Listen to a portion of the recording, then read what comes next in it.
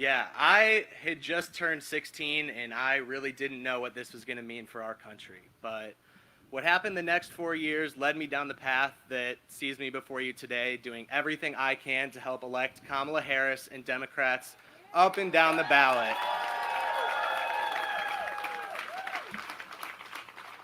It quickly became clear to me that while Democrats are constantly working to make life for everyone in our country better, Republicans, following Donald Trump's lead, are only interested in working for themselves.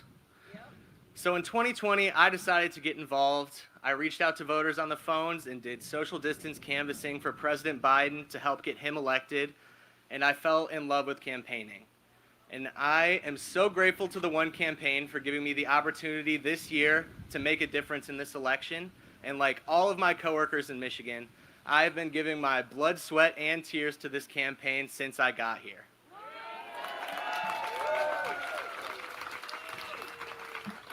But I am lucky because the only way I'm able to give my all is because every time I think I cannot possibly knock on another door or I just can't make another phone call, I don't have to think about myself. I think about my non-binary sibling who just wants to live in a country where they're accepted for who they are.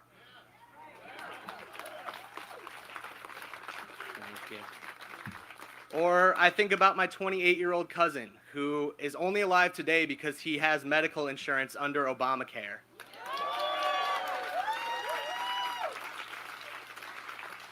Or my grandfather, who is nice enough to let me stay with him while I'm up here in Michigan working, who relies on his Social Security and Medicare to stay alive.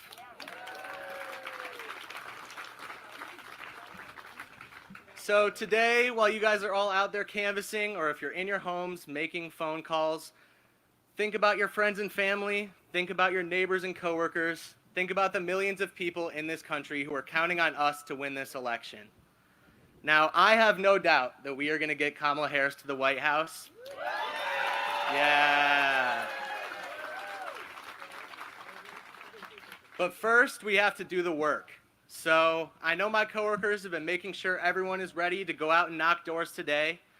If anyone is available tomorrow, Friday, or any of the last 4 days, please let us know, and we will make sure to maximize your time to help keep Michigan blue. Thank you all so much.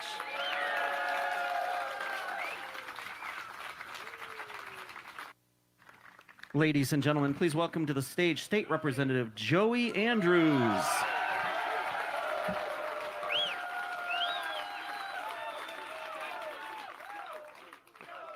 All right, yeah, I'll take that. I think I got like the whole city of South Haven and Rick Catherman's front yard here, so. How y'all doing today? So this is an easy question to start this whole thing off with. How many days we got left in this election? 6. That's almost one hand. We're almost down to one hand. And I want you to think about that for a second, because we are just 6 short days away from what is definitely the most significant election of my lifetime, and I suspect the most significant election of many of your lifetimes as well. And I know we keep hearing that a lot these days, but it's true. As many of you are probably aware, a couple of days ago, the Republicans held what can only be described as a Nazi rally at Madison Square Garden. Something we haven't seen in about 80 years, and they're doing it in broad daylight right now, telling everybody exactly what another Trump administration is going to look like. And this time they won't have guardrails. This time they know what they're going in there and they're ready to do. So we can't leave anything on the table this year. But what I know is that Michigan is not a place where we leave anything on the table. In 2022, we flipped every chamber in Michigan blue, which includes this seat here in South Haven, which as far as I can tell is the first time in 100 years we've elected a Democrat in this part of Southwest Michigan. And since we did that, we've gone and shown the country what happens when you give Democrats the opportunity to govern. That's right. That's right. And within 4 months of that, and by the way, when we won that trifecta, 1-seat majority in each chamber, right? We won that trifecta, all the media all over the place was like, well, nothing's going to get done in Michigan. You know, they got 1-seat majority, they're not going to be able to hold that together, you know, call it a day, right? In 4 months, we repealed our abortion ban that had been on the books for almost 100 years. We expanded our Civil Rights Act to make sure that the LGBT community has protections. We repealed right to work and expanded prevailing wage for all of our workers. And at the end of the year last year, we passed one of the leading climate packages in the country, ensuring that Michigan will be carbon-free by 2040. And the message that we need to take to all the voters out there, everybody that you talk to over the next 6 days, is that this is what Democrats do when they're in power. There's too many people out here who they say, well, it doesn't matter who's in charge. It doesn't matter who's running the country. It's all the same. It isn't, because for 40 years, Republicans held one chamber or another in the state of Michigan and did everything they could to hold back progress. I always tell people what the Republicans do when they get power is they take a hammer to the machine and then they go, well, the machine doesn't work. And they say, you know, you can't trust the government because the machine doesn't work. Well, it turns out when you elect the people that are going to fix the machine and make it work the right way, we can deliver results for ordinary people, we can deliver family-sustaining jobs, and we can make the sorts of changes that makes everybody's lives in this state better and allows them to live their life free of persecution. So I think what we get to do is we get to go out to everybody in Michigan, we get to go out to our neighbors, and we get to say, look what they did in Michigan. Look what we did here. We put Democrats in charge, and look what they delivered on. Now imagine what happens if Kamala Harris is in the White House. Imagine if, with Alyssa Slotkin in the Senate. We send Jessica Swartz to Congress. And we have a trifecta there, too. Imagine the good that we can do. Imagine the changes that we can make. And as a bonus, with a Senate and the president, we can change that Supreme Court and end the generations of damage being inflicted on our country by the judges appointed under the Trump administration. And this is the last shot. This is it, right? And I want to really emphasize that point on the judges. If Donald Trump becomes president and he's got the Senate to work with it, he's going to appoint judges that are about my age, mid-30s. They're going to be a bunch of radical right-wingers with a bunch of crazy ideas, and they're going to be in there for the next 60 years. And there's going to be nothing we can do about it at that point. So anybody who says, oh, there's nothing on the table, it's all the same, that's what matters. That's what's at stake. They're going to roll back rights, they're going to roll back protections, and they're telling us that in broad daylight. The Speaker of the House right now, the Republican Speaker, he just went on TV, he was on TV the other day saying they're repealing Obamacare. They've decided to put that record back on. They're coming after health care again. And I'll tell you, as somebody with a pre-existing condition, that's a personal attack. Because I wouldn't have health care if it wasn't for Obamacare. That was life-changing when that was passed, because I was in college, as a teenager, I was on my parents' health insurance, and I was looking ahead 6 years and going, what the heck am I going to do? You know, because I knew what it was going to cost. My parents knew what it was going to cost. They were trying to figure out how to prepare for it. And when the Affordable Care Act got passed, they took that off the table for me. They let me live my life and be able to make decisions free of having to worry about whether I was going to be able to cover my medication and cover my treatment. And I'm not the only one. There are millions of people in this country, probably a bunch of you in the crowd right now, that if you know, the Republicans win majority and they come after your health care, they come after your Social Security, they come after Medicare, that's the sort of stuff they're going to dismantle that safety net and give all their friends, all these billionaires, the tax breaks they keep asking for, because apparently it's too much to ask for anybody to pay their fair share. And that's what's on the table. That's what's at stake. And I want to make sure we all walk away from that knowing that today, because y'all got a lot of work to do over the next 6 days. This election's going to be won or lost in the next 6 days. We've already had 1.5 million votes cast in Michigan, but there's another 1.5 million votes that need to be cast still. And I can tell you, as somebody who knocks doors all around this district, all around this area, still a lot of people who haven't voted yet. Still a lot of people whose doors we knock and they say, well, I haven't quite made up my mind yet. And you might be the last conversation somebody has before they vote. That might be it. They've got the ballot in their hand right now. Maybe they're going to drive to the polls tomorrow and vote early. You might be the last conversation they have, and that conversation can make the difference on whether they understand what's at stake and know what they need to vote for this year. So I hope all of you here are fired up. You know what's at stake.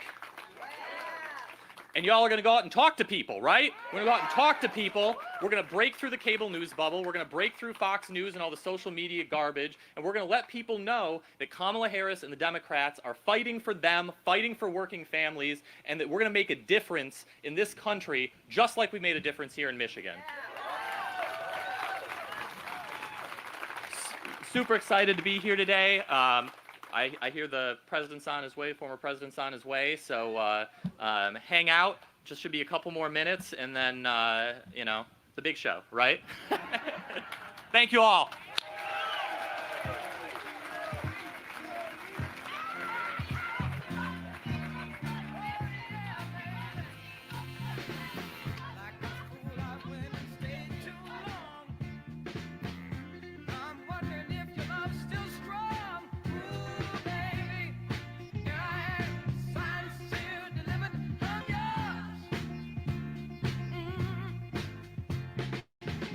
Then that time I went and said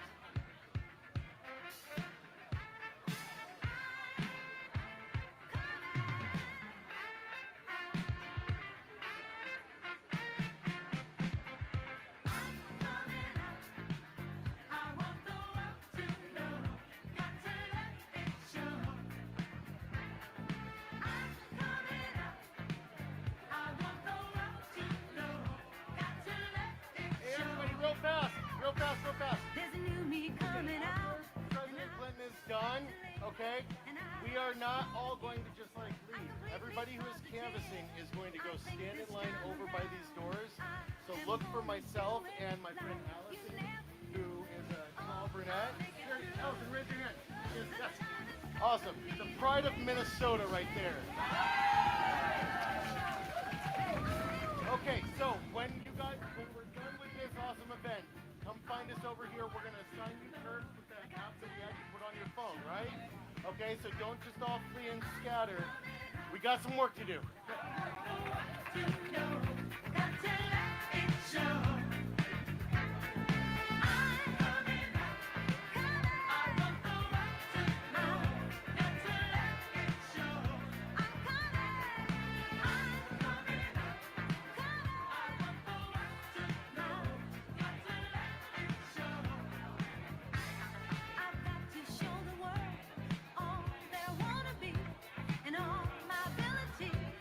There's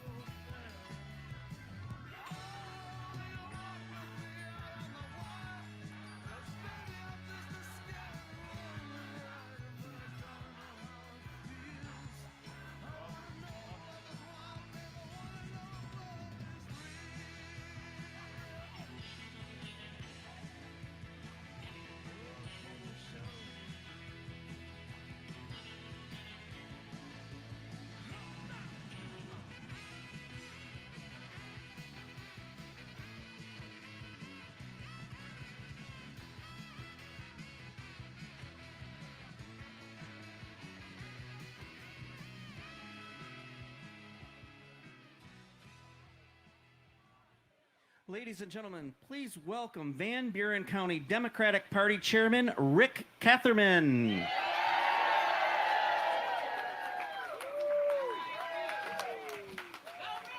Good afternoon, South Haven. How we doing? Woo! Can we say thank you again to our state representative Joey Andrews for his sharing his message. I'm Rick Catherman, and I serve as chairman of the Van Buren County Democratic Party very proudly. Every single day, I get to talk to organizers and volunteers who are working hard as they can to bring this election home. Several of them here in the blue shirts, the Van Buren County Democratic Party shirts, say hello to those people. I tell you, their energy and the energy in Southwest Michigan is unmatched. In just 6 days, we have the chance to make history in this election. We can send Alyssa Slotkin to the U.S. Senate and keep that crucial seat blue. We can send Kamala Harris and Tim Walz to the White House to fight for our economy, our personal freedoms, and our democracy in the White House. And we can finally defeat the politics of hate and grievance that Donald Trump has unleashed across our country.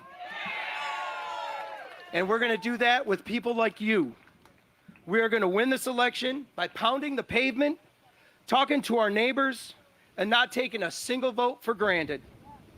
So for these next 6 days, leave it all on the line. Do everything you can to elect Democrats up and down the ballot. And if you do, we are going to come out on top next Tuesday.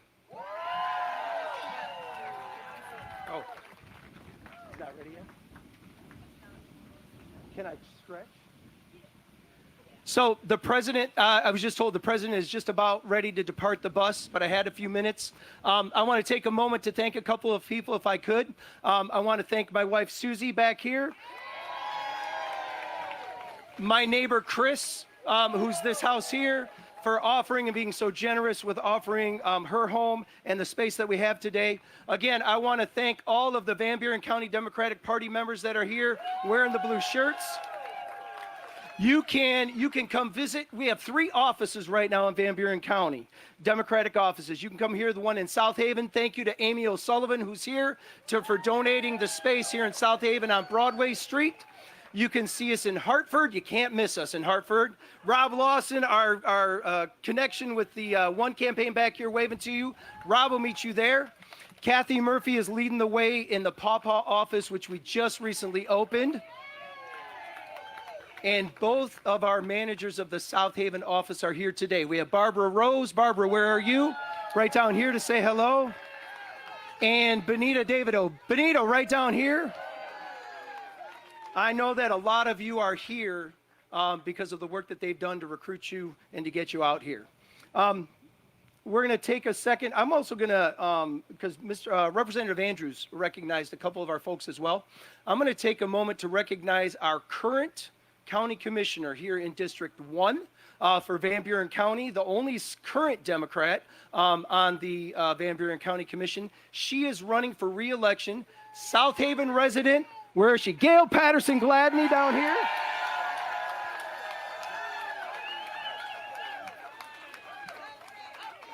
Gail has done and continues to do great work. If you're interested in learning more about Gail, again, stop by our office. We have her campaign literature. We're going to be knocking doors for Gail and Representative Andrews all weekend long. Also, Jessica Schwartz, I know our candidate for Congress back here in the 4th Congressional District.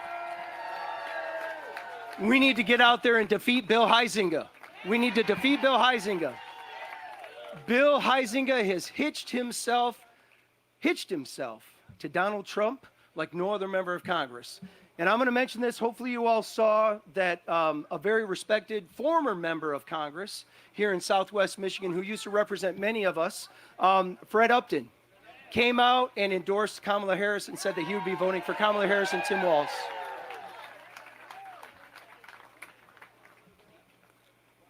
Scanning to see who else we have here. Oh, yeah, very good. Yeah, there. Where is she? We also have our current mayor here in South Haven, Annie Brown. Want to thank Annie for being here. And the person that is one of the persons who's truly responsible for making this event happen today, Mike Frozelone. I don't know if Mike is back there somewhere. I want to thank Mike over here, right? Thank you, Mike, for helping to make this event happen. He gave me a call on Thursday afternoon, and he said, Rick, we're gonna have somebody going to be working their way down the coastline, going to be in Muskegon Heights, and then I'd like for them to be in South Haven, and then going on to Benton Harbor and over to Battle Creek. And he said, and it's a former president. And about loss, I was like, oh my goodness, what can this be? And in my mind, I'm thinking, oh, could it be Bill Clinton? I mean, could it be? And he said, I have to tell you, it's not Barack Obama. And I said, it's got to be Bill Clinton. And so we were fortunate to have the former president with us here this afternoon to be with us. I want to just, I think, Rob, you mentioned it to everybody. Everybody that's able today to knock doors to make sure that you get the literature, pick up literature in your lists. We will have lists, again, at all of our offices for knocking doors. We're also going to begin phone banking as well, in terms of if you're more comfortable making some phone calls and reaching out to voters. We do what's called an absentee voter chase, where we look up the voters that have an absentee ballot and may not have actually returned the ballot. So we're in that process now. I just talked to Representative Andrews, and we're going to shift towards get out the vote completely. In terms of our phone banking as well. So if you're interested in any of those things, go to vanburendems.org, vanburendems.org. You can click on our calendar. You can see all of our events. You'll be able to sign up, and we will get you working the next 6 days to get every Democrat elected, starting at the top with Kamala Harris and Tim Walz.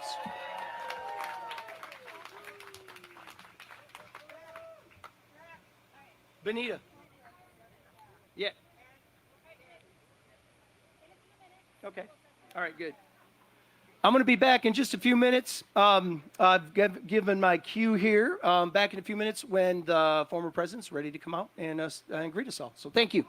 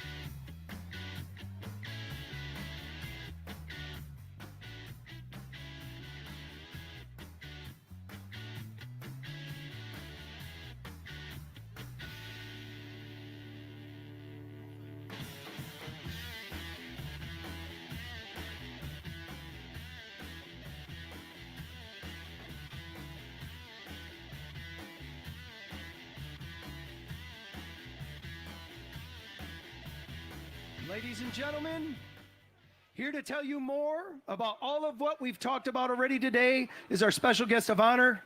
My friends, it is a profound honor to welcome to South Haven and bring to the stage someone who knows a thing or two about making history and winning tough races. President Bill Clinton. Wearing his purple South Haven.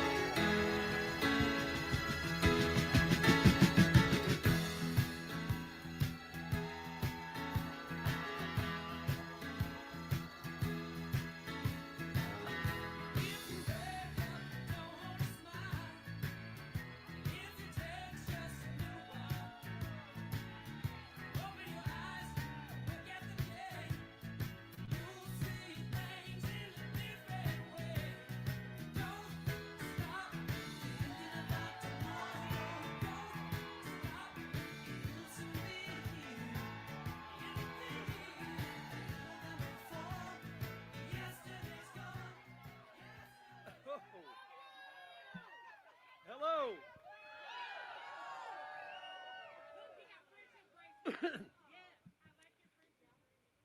Thank you. Well, I want to say to Rick and Susan, thank you for letting us use your front porch.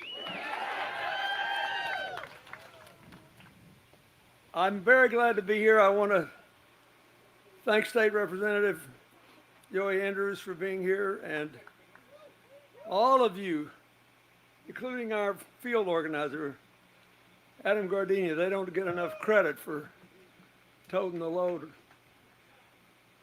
I am so happy to be here. The most fun I think I ever had in a campaign in my life. That's a stretch, but I bet about, but in 2008, when Hillary was in the Democratic primary, I did for weeks nothing but front porch rallies. And I loved it because, I mean, here we are.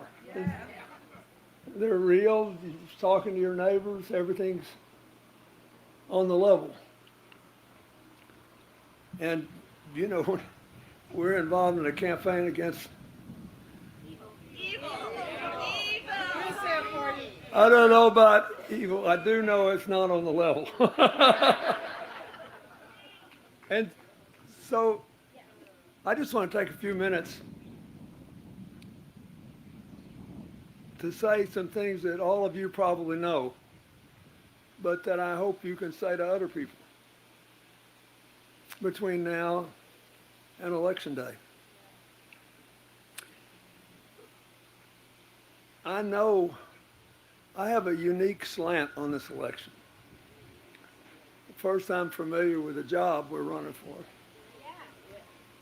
And you did pretty well when I had it. And secondly, I know both the candidates. And for years, I had, when I was just an ex-president, running my foundation, trying to help people, trying to do things, Donald Trump was perfectly nice and sane and civil to me. And one day I woke up accused of everything under the sun, and I wasn't even the candidate. It's amazing how reality shifts from time to time. So I want to talk about something most people in Michigan have a fair amount of knowledge of. Football. And baseball. You got a great ball team there, almost made it to the World Series. So here's what I want to say. You know, in this season, America has become pretty obsessed, as we always do, about the World Series, the coming college football playoffs, what's going to happen to pro football. And There's a good chance that's true. And why is that? And why do we like it so much? We like it because it's exciting, it shows excellence, and by and large, we think it's on the level because they're all playing under the same set of rules. Yeah, every now and then, you know, a referee or an umpire makes a wrong call. They're human. Welcome to the human race. But now we have all kinds of corrections we didn't when I was a boy and first fell in love with these sports. You know, they got all the video replays and all that. And so we get thrilled by a contest that sometimes the people we want to win, and sometimes they don't. But we think it's on the level.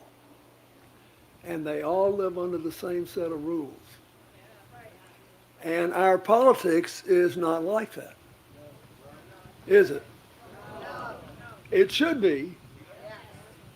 In 2020, a lot of people who were not on the winning side were election officials that went out of their way to make sure the vote was honestly counted. They became demonized in the MAGA Republican Party for doing their job and honoring their oaths to the Constitution.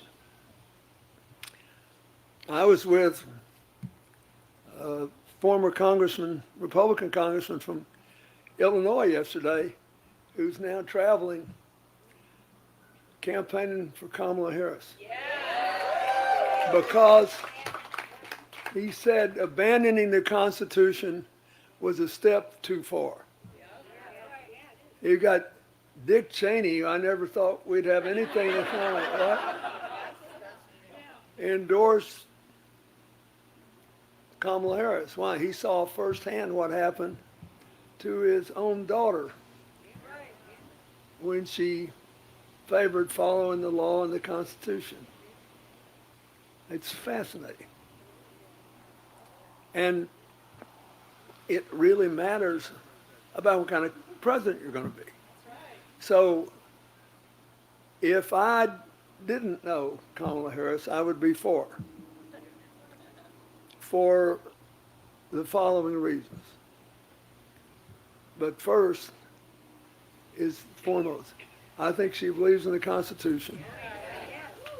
She's telling you if you vote for her and she wins, if you don't think she's done a good job, you can vote her out next time. That's the American way. I had some harrowing experiences with it from time to time. You can vote her out. He said in a call to a very far-right religious group, he said, if you want to make America great again, you've got to get out and vote for me. That's fine. Really, it's fine. Legitimate plea. Then he said, you got to do it one more time. But if you do it one more time, you'll never have to vote again because by the next election, we'll have it rigged and we won't have to worry about it. And he was dead serious and didn't know anybody else was listening to him when he did it. Now, you need to think about that. There is nothing worth that risk. And that's why I find myself increasingly on platforms large and small with people who've been Republicans their whole lives. My family lives in a little town, 20-something miles north of New York. And we have a fair number of Republicans.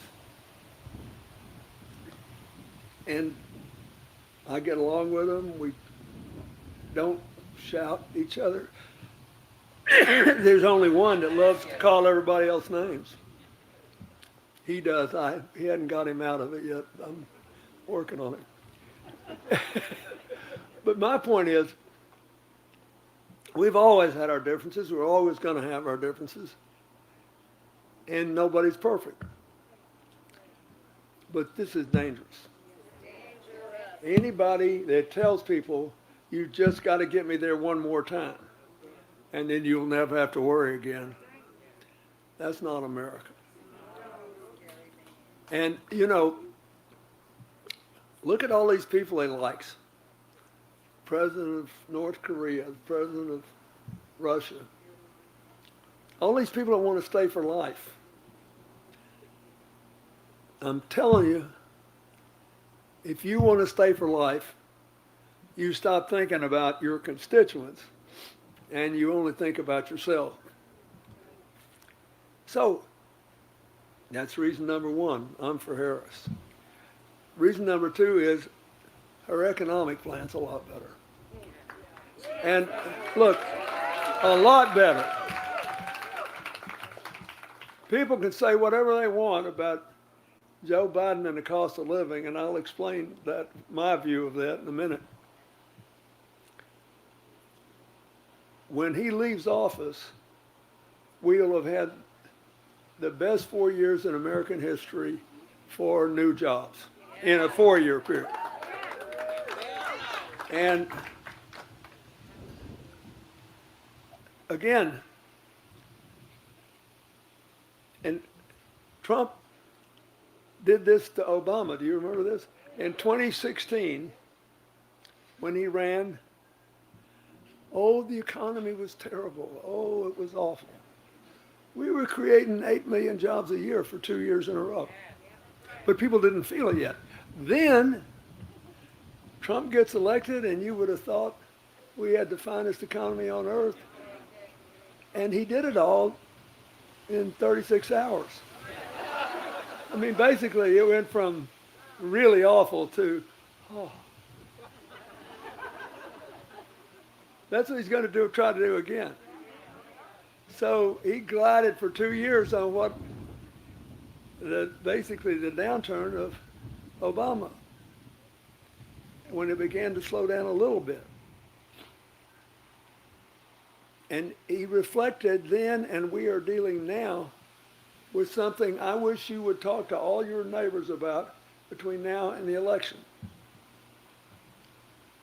If you think about anything you've done in your life, there are probably a few things you could do in an afternoon that were worthwhile and linger, but most things were not built in a day. And Trump is a great brag and blame politician. He's good, isn't he? I mean, look at this beautiful day. I did that. Aren't you grateful? Really, I mean, and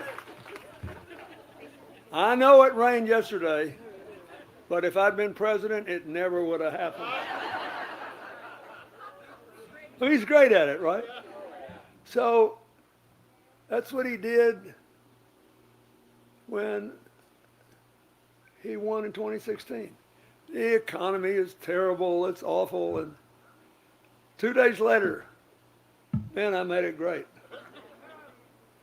The truth is, it was great all the time, but you didn't feel it. And think of this. There are lots of things that happen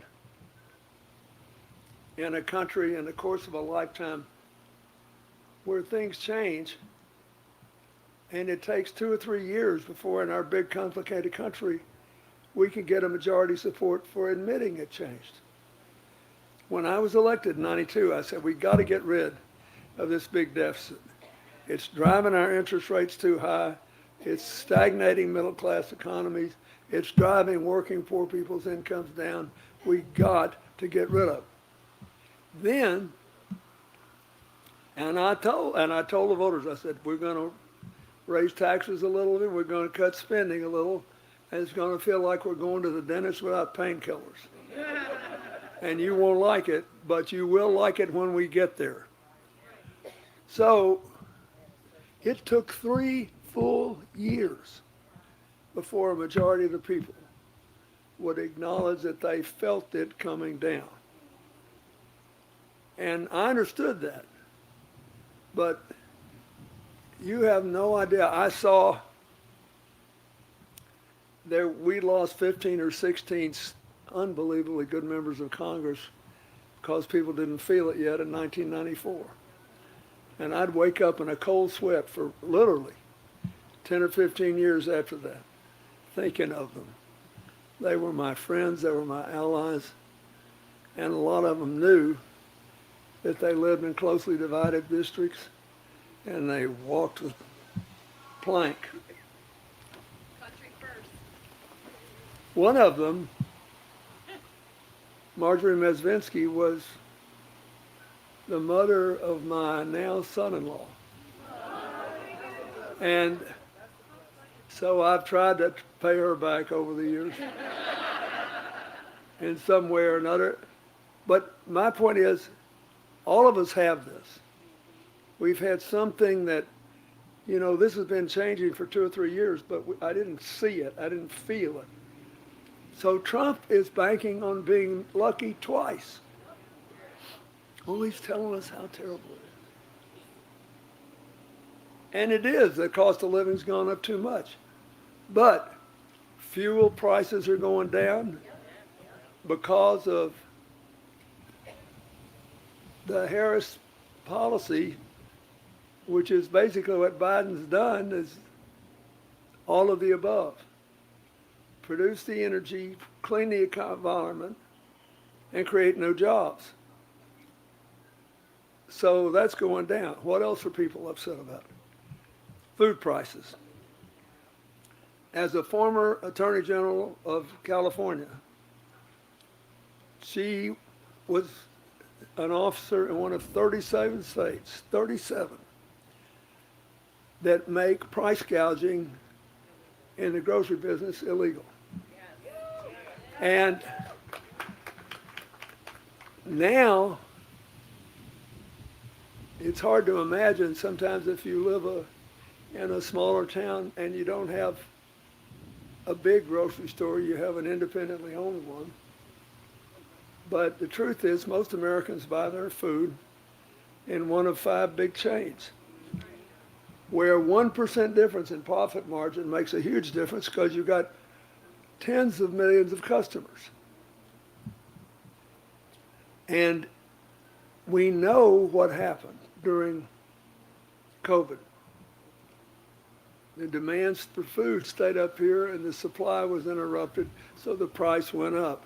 And then the supply chain was fixed and we had all we wanted and needed. And the price increases slowed down, but the price didn't actually drop, right? That's your experience, everybody. And we do need somebody looking at that because we don't want to fix the prices and we don't want to bankrupt people if they sell food, but we don't want to be taken for a ride. So and believe me, I know how this works because I used to be an attorney general too. If the federal government is looking at this through the Justice Department, they won't be raising these prices unless they know it can withstand legal scrutiny. It's a simple thing, isn't it? But if you're a problem solver, that's what you look for. What is the quickest, simplest way to try to address this? And I've come to know Kamala Harris over the last several years, and she's a problem solver. So that's important. The third big element of this price thing is housing. And look what happened there. When the first crash occurred back in 2008, there were bad lending practices and there was a collapse of a lot of housing. And I'll give you a simple example. The 2 biggest hit states were Rhode Island, tiny Rhode Island, and Nevada for totally different reasons. But I just was in Nevada. They're still just being driven crazy by this because they left all these, the people left Nevada. They couldn't make a living there anymore. Tourism dried up.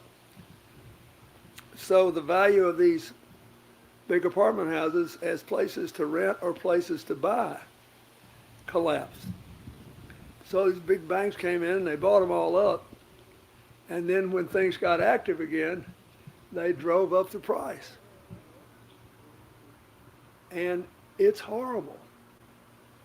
So Kamala Harris said, look around where this is not happening. It's obvious that we need at least 3 million more housing units to buy or to rent. And the government should help people to pay the down payment. This has never been proposed before, as far as I can find out. She said, we'll make a chunk of the down payment so people can afford to get started, because so many people had to deplete their savings in the last few years. And then we're out of here. You still got to make your payments. You still got to do what you do. But think of that. That's the kind of stuff that you do if you're in the problem-solving business. And I thought, I never thought of that before. And I was Attorney General, and we had a price gouging law.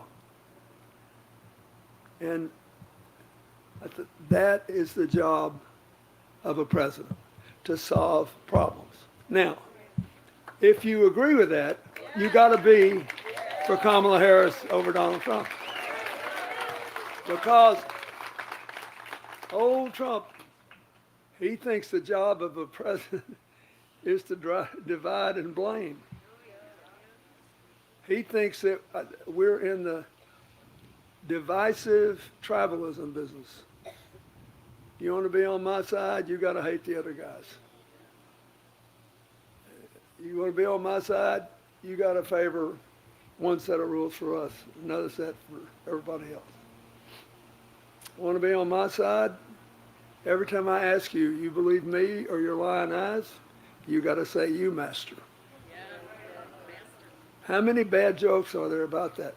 But this is about whether we can have a place to live, whether we ever get a chance or see our kids' generation get a chance to buy a house. And I'm telling you, it's practically, this choice between Trump and Harris has a lot of practical consequences, really practical consequences. And when I was president, it was the first time that home ownership had ever gone over 2/3. It went up to almost 70%. I know how important it is.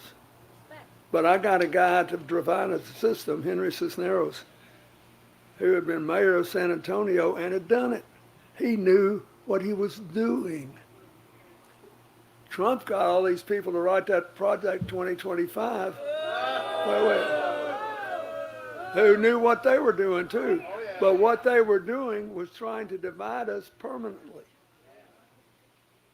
And what Kamala's trying to do is to unite us so that we can take advantage of our differences. You know, diverse groups make better decisions than homogeneous groups. They do. I look around here at this guy. I can just tell by looking at you, I've had a lot of practice over the years, that there are people here who've done all kinds of different things in their lives. So if we had to go rebuild a building that had burned downtown, most all of us could find something we could contribute that would make a difference. So that's the second big difference here is you think inclusive tribalism is good, or do you want divisive tribalism? The government, the Biden-Harris administration, they had a solution that they agreed with the most conservative Republicans in the Senate on immigration. And it was a good thing. And our side recommended that the law that we had followed since the 1960s was not sustainable anymore. When President Johnson in the 1960s signed our current immigration law dealing with emergency people that just show up at the border, And he said, and the law says, you cannot come into this country unless you have a legitimate fear of danger to yourself or your family. And the reason they wrote the law like that is they were worried about communism sweeping through Central and South America. And it worked fine for a while. And you could also use it when there were natural disasters, because people had no place to live, which meant their kids were in greater danger. And we have Nicaraguan citizens in America today that I approved coming in the 90s. And I never got any grief for it. Then I had some problems with Cuba because, like we did back in the 1980, remember that when the Castro opened the jails and I was the governor of Arkansas. They shortened temporarily my political career, but they tried to do that again when I was president. And we had a system there where we talked to Cuba through Mexico.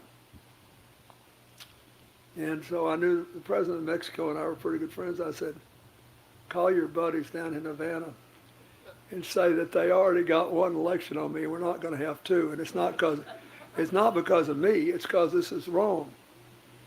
They can't decide they're mad at the United States and American policy and send a bunch of people on boats that they got out of their prisons and their jail cells. That's their responsibility, not ours. Anyway, we did a deal. And they knew that I had seen President Carter's chances to be retained in office dramatically damaged by that. Also, it was wrong. It was wrong what they did for themselves and their people. And I said, look, we got a lot of Cubans in America. They're working hard. They're making a real contribution. You cannot empty your prisons and your mental hospitals and expect us to vacuum. So you can forget about this. And I know how to get them back, and don't you think I can't. I know where Guantanamo is, and there is a door at Guantanamo that goes right onto Cuba. And that's where they're all coming in. And you're going to be humiliated. I'm not going to let you do this. We are growing, however, and we could use a few more people in our great country. And I would be honored to give some people a chance to do it, to be here from Cuba. But we have to raise the quota legally, and they'd have to pass the test legally. And so we went from 10 to 20,000 a year. And they all did fine. But my point is, you have to want to solve problems to do this, okay? So she wanted to do that. And the Republicans in the Senate wanted to do it. There's always plenty for us to fight about. We can actually solve problems every now and then and still have something left to argue about. And they wanted to do it. And I thought, boy, this is going to be really good. Until, who killed it? He killed it he told the Republicans, he said, you cannot do this. You cannot do this. How can I run for president and beat them without a problem? It wasn't like there were no other problems we could argue about. He said, this problem is identified with me. I've got people terrified of immigrants. I've got them scared of our differences, and I want you to stop this and kill this. And they had the bill written.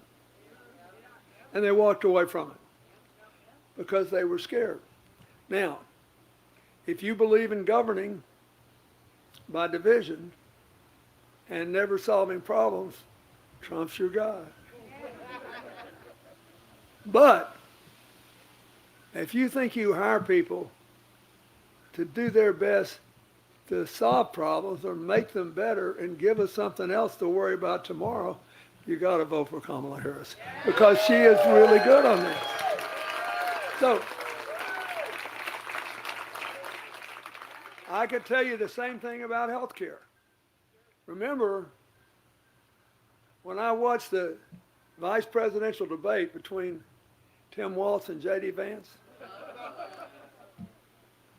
I really like Governor Walz, and I was the governor for 12 years. He's been a very consequential governor of Minnesota. He's achieved things that I would have been proud to achieve. He is really good. But I couldn't believe, and so he was very polite to J.D. Vance, and I appreciated that. Except when Vance said that it was no big deal that Trump wanted to get rid of the Affordable Care Act, he'd actually strengthened it. And I thought, what a whopper. He tried to drive a stake in it, and there was no guardrails except for John McCain. And John McCain, whom I knew quite well, said, "This is crazy, what are we doing?"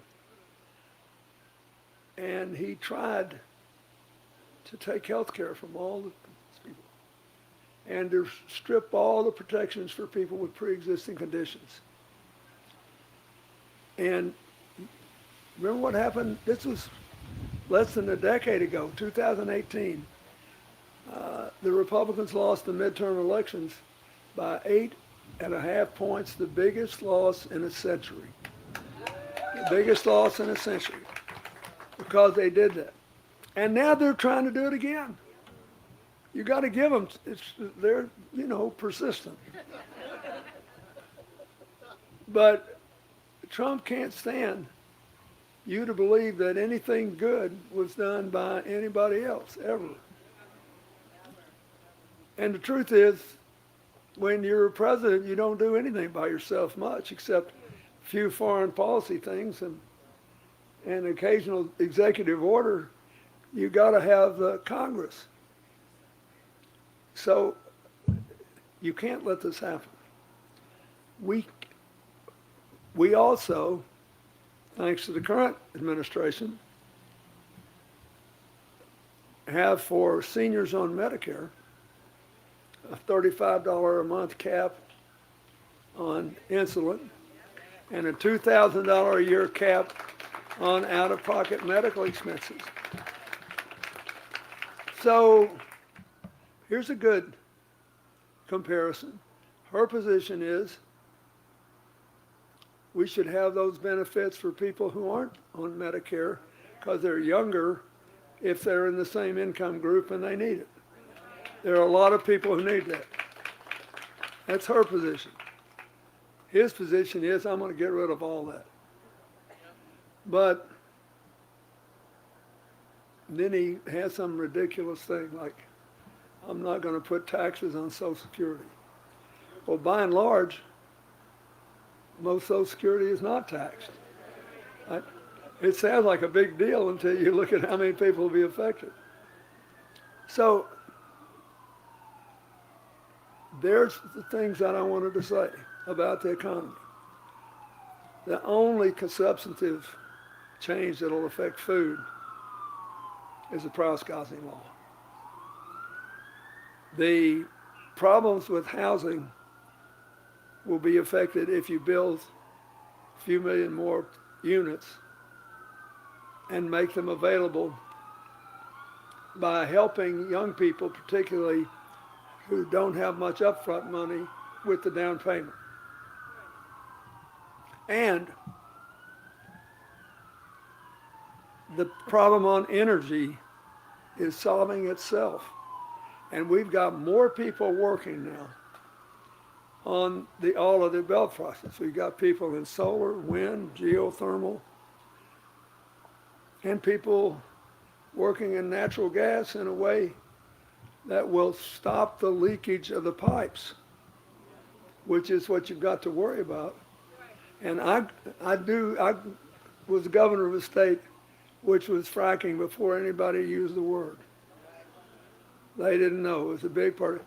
But believe it or not, we didn't have any trouble with the Republicans that were on the Oil and Gas Commission. I remember this. And we had people there come to say, you got to relax all these fracking legislation. And the guys on the commission would say, do you live here? Is this your state too? Do you care if our water table is protected? Do you care if our kids are protected? And they would vote for strict standards. So we made a lot of money, and they had to pay for decent, safe piping and drilling. So that's my pitch. I don't like to, I've reached a point now where I don't give conventional speeches anymore. I just try to discuss things with people. And this is not a close question. I mean, I'm just telling you, she would be light years better than he is,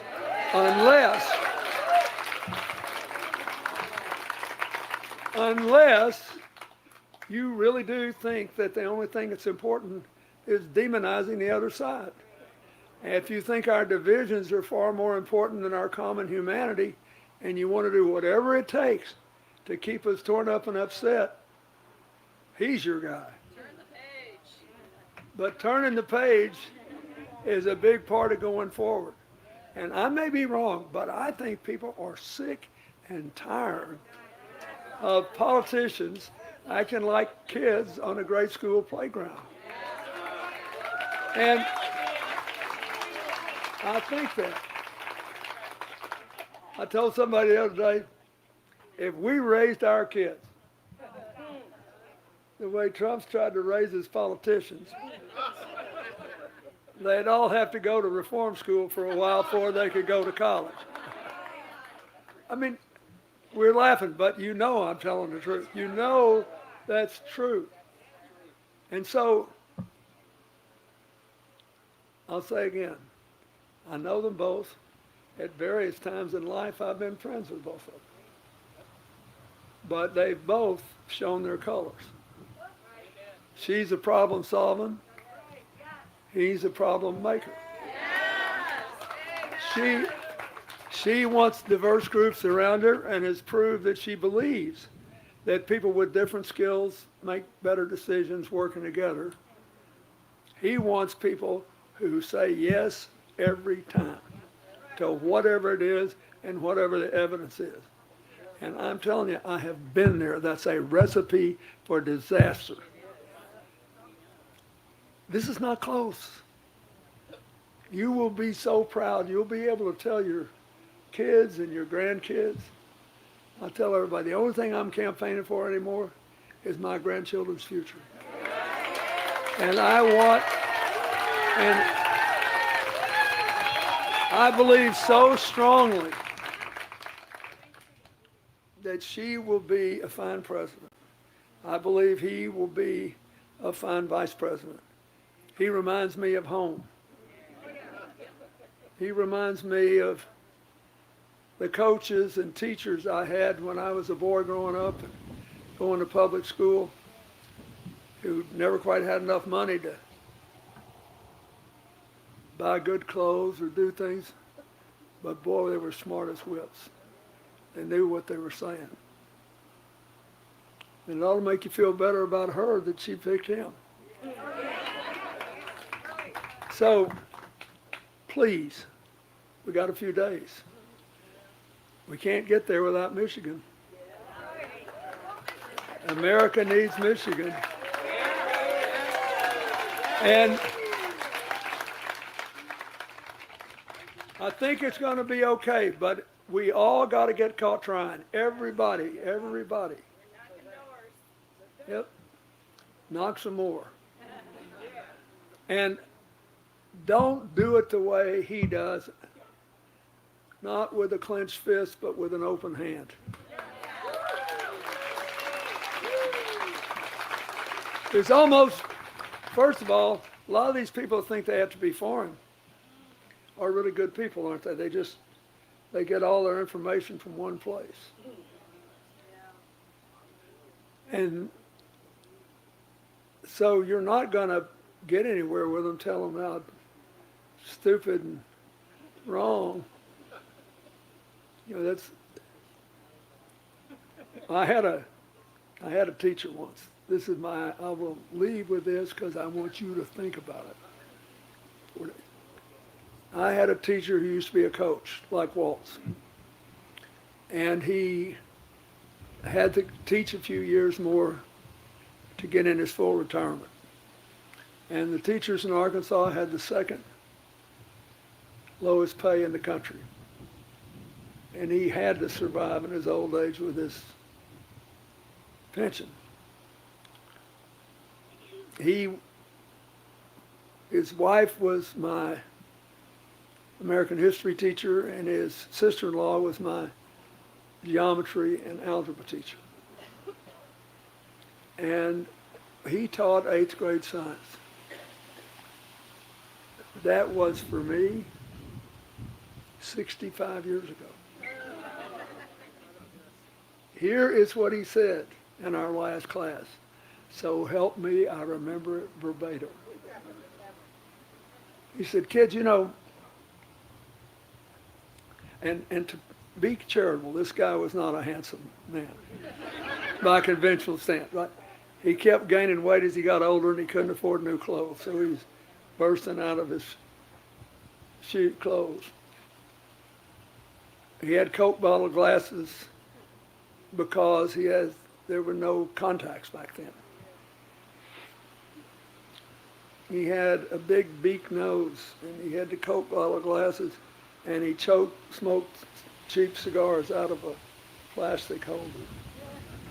You can see it, can't you? Okay, so we're sitting there in the last day of class, and he said, kids, you are not going to remember anything you learned in 8th grade science. But he said, if you don't remember anything else, you just remember this. Every morning I get up and I go into the bathroom and I throw water in my face. And I put the shaving cream on and I shave. And I wipe all the cream off, pat my face down, and I look in the mirror and say, Vernon, you're beautiful. And he said, and he knew exactly what he was doing, and he said, you remember that, kids. Everybody wants to believe they're beautiful. If you remember that one thing, it'll take you a long way in life. And I learned a lot from that man. And he believed we could all grow together and go together. And everybody wants to add something to the puzzle of life, their little piece. We're not going to get there bad-mouthing people the way Donald Trump does. So keep a smile on your face and a song in your heart and go out and win this election. We need you. Thank you.